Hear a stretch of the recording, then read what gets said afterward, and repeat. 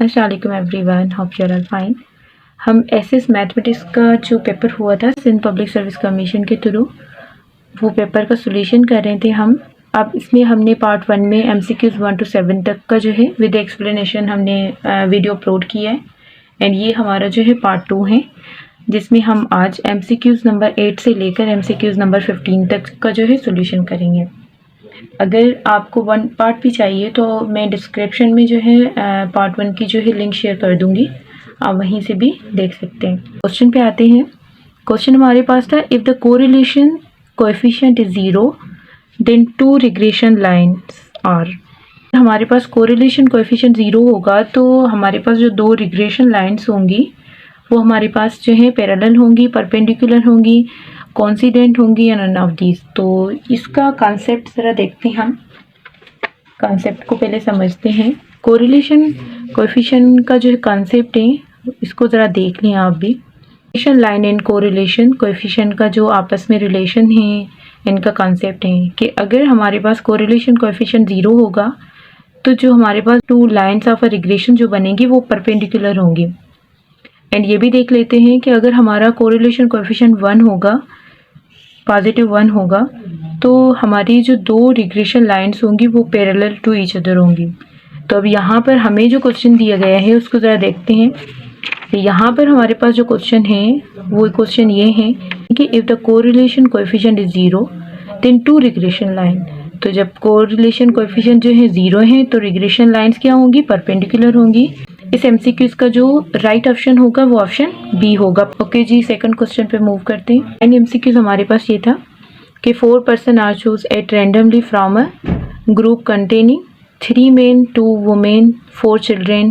The chance that exactly 2 of these will be children is। तो अब ये हमारे पास इस क्वेश्चन को कैसे करेंगे, ये हमारे पास जो है ना प्रोबेबिलिटी का क्वेश्चन है। अब इसमें देखें, लेट सपोज हमारे पास अकॉर्डिंग टू स्टेटमेंट, जो हमें स्टेटमेंट दी गई है ना उसके अकॉर्डिंगली हमारे पास एक ग्रुप है, ठीक है। अब ये लेट सपोज हमारे पास ग्रुप है जिसमें हमारे पास जो है 3 men हैं, एंड ये हम टोटल सैम्पल स्पेस बना रहे हैं। एंड 2 वुमेन हैं, 4 चिल्ड्रेन हैं। 4 पर्सन हमें जो है ना चूज़ करने हैं। कितने बाय 4 पर्सन चूज़ करने हैं।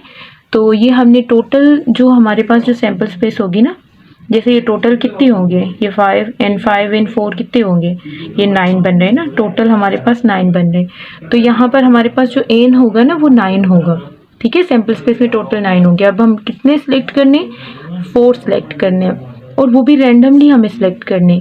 तो रैंडमली हम इस ग्रुप में से जो है सिलेक्ट करेंगे। अब एक जो है ना यहाँ पर कंडीशन भी है, हमें ये बताना है the chance that exactly 2 of these will be children। अब इसमें हम देखिए हमें 4 ऑप्शंस गिवन है। अब सबसे पहले हमने टोटल किया, ठीक है। अभी हमें टोटल सैम्पल स्पेस जो है डिनोमिनेटर में लिखनी है। ये हमारे पास जो है टोटल सैम्पल स्पेस होंगे। 4 में से हमें 2 चाहिए ना, और 4C2 आ जाएगा। एंड प्रोडक्ट में फिर आएगा कि हम यहाँ पर ये हमारे पास कितने हो रहे हैं, 5 हो रहे हैं। अब ये 4 में से 2 तो हमने ले लिया, हमें टोटल कितने चाहिए, 4 चाहिए ना। अब बाकी हमें 2 चाहिए, तो वो 5 में से हम 2 ले लेंगे। तो ये टोटल हमारे पास ये पूरा जो है ना मेथड होगा। ये हमारे पास 10 एमसीक्यूज हैं। हमें ये बताना है कि ये हमें जो फंक्शन है ये हमारा इम्प्लिसिट होगा, इवन फंक्शन होगा, एक्सप्लिसिट होगा या आर्ट फंक्शन होगा। तो इसको ज़रा हम देखें तो हम इम्प्लिसिट की डेफिनेशन देखते हैं। इम्प्लिसिट फंक्शन में हमारे पास डिपेंडेंट इंडिपेंडेंट वेरिएबल जो होते हैं वो कंबाइन हम लिखते हैं। इसी तरह से जो एक्सप्लिसिट हमारे पास जो फंक्शन होता है उसमें हम क्या करते हैं, हम जस्ट इंडिपेंडेंट वेरिएबल को जो है ना इन टर्म ऑफ एक्स में लिखते हैं। इवन फंक्शन में हम क्या करते हैं, हमारे पास कोई भी फंक्शन होता है जैसे कि हम x की जगह पे -x पुट करते हैं, हमारे पास f ऑफ x ही आता है तो ये इवन फंक्शन आ जाता है। और फंक्शन में सिमिलरली जब हम x की जगह पे -x करते हैं तो हमारे पास रिजल्ट क्या आता है, -f ऑफ x आता है। ये जो हमारे पास फंक्शन है ये इस जैसा ही फंक्शन है कि y जो है हमने उसको x की टर्म्स में एक फंक्शन लिखा है। तो जो क्वेश्चन नंबर 10 है उसका जो सही ऑप्शन है वो ऑप्शन सी है, एक्सप्लिसिट फंक्शन। ओके जी, नेक्स्ट क्वेश्चन पे मूव करते हैं। क्वेश्चन नंबर 11 है हमारे पास। हमें एक रिलेशन गिवन है जो आर रिलेशन है, एंड हमें ये बताना है आर कंपोजिट आर क्या होगा। तो इस क्वेश्चन को समझने के लिए हम क्या करेंगे, फर्स्ट ऑफ ऑल हम जो है इसके रिलेशन को जो है फाइंड करेंगे। देखते हैं आर कंपोजिट आर क्या होता है। हमें जो फाइंड करना है ना वो आर कंपोजिट आर फाइंड करना है। हम 3 सेट इस तरह से बना रहे हैं, आर ही लेंगे हम सब में क्योंकि आर क्रॉस आर हमें फाइंड करना है ना। तो आर के जो हमें आर के जो है ना एलिमेंट है वो 1 to 4 तक है ना, 1 2 3 4 इस तरह ही है, 1 2 3 4, 1 2 3 4, 1 2 3 4। तो ये हमारे पास जो है इस तरह जो है आर हमने ले लिया है। अब हमें जो फाइंड करना है ना आर क्रॉस आर फाइंड करना है। ये जो रिलेशन गिवन है कि 1 1 पे मैप कर रहा है, तो इसी तरह से हम इसमें करेंगे कि 1 जो है 1 पे मैप कर रहा है, इसी तरह से 3 जो है 1 पे मैप कर रहा है, तो 3 1 पे मैप कर रहे हैं। हम इस रिलेशन को देखकर बना रहे हैं। 2 3 पे कर रहे हैं तो 2 का जो है 3 के साथ इस तरह मैप करेंगे।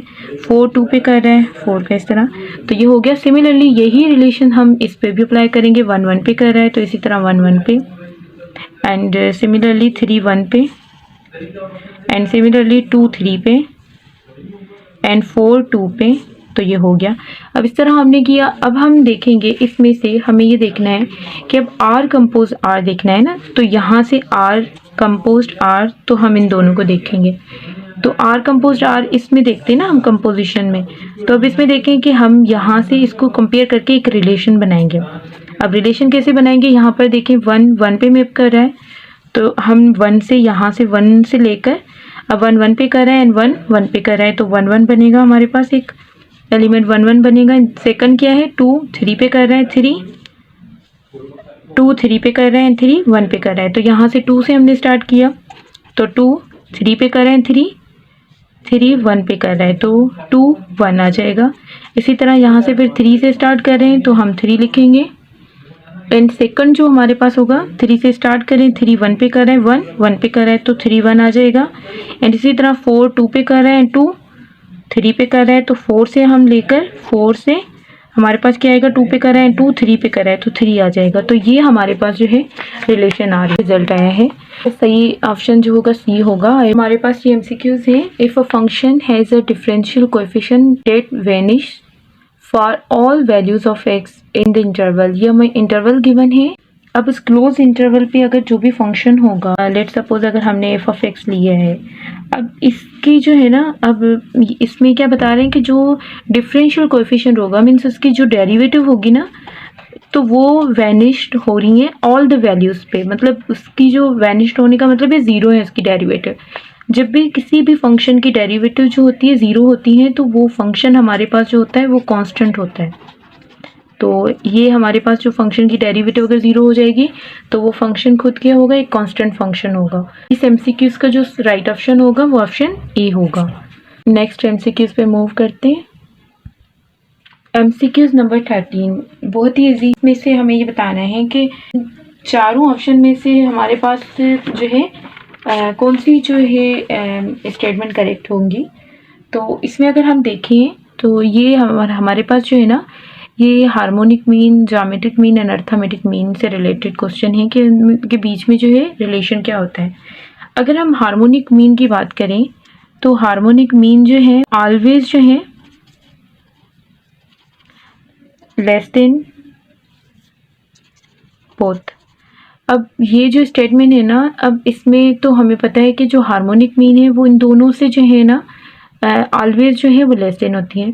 अब ये अगर geometric mean and arithmetic mean की बात करें तो ज्योमेट्रिक मीन जो है वो लेस देन होगी अर्थमेटिक मीन से। अब ये भी हमारे पास जो है ऑलवेज ट्रू करता है। दोनों रिजल्ट्स को अगर हम कंबाइन करें तो हमारे पास एक रिजल्ट बनेगा। हार्मोनिक मीन है वो less than geometric mean and geometric mean less than arithmetic mean. तो ये इस तरह का जो रिजल्ट होता है ये ऑलवेज करेक्ट होता है। इस एमसीक्यूज का जो सही ऑप्शन था वो ऑप्शन ए था। ओके, नेक्स्ट एमसीक्यूज पे मूव करते हैं। जो हमारे पास क्वेश्चन नंबर 15 है जो एज प्रॉब्लम से रिलेटेड है। The total of the ages of the Karim, Rahim and Akbar. अब इन तीनों की जो एज का जो टोटल है वो हमारे पास 80 ईयर्स है। अब हमें ये बताना है what was the total of their edges 3 years ago. अब अगर हमें जो है इन तीनों की जो है एज का जो है हमें टोटल गिवन है, इनका जो टोटल होगा हमारे पास वो 80 ईयर्स हो रहा है। अब 3 ईयर्स अगो की बात हो रही है, मीन्स -3 करना है। तो अगर हम इसमें से क्या करेंगे, के में से भी -3 करेंगे, एन आर में से भी -3 करेंगे, एन ए में से भी -3 करेंगे।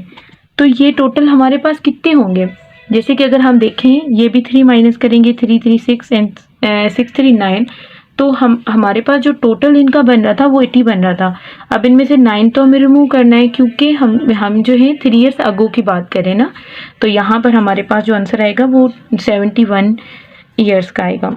तो ये ऑप्शन हम देखते हैं कि यहाँ पर ऑप्शन जो है 15 का जो बी ऑप्शन होगा वो करेक्ट ऑप्शन होगा। ओके जी, हमारा पार्ट 2 था जिसमें हमने एमसीक्यूज नंबर 8 से लेकर एमसीक्यूज नंबर 15 तक डिस्कस किया।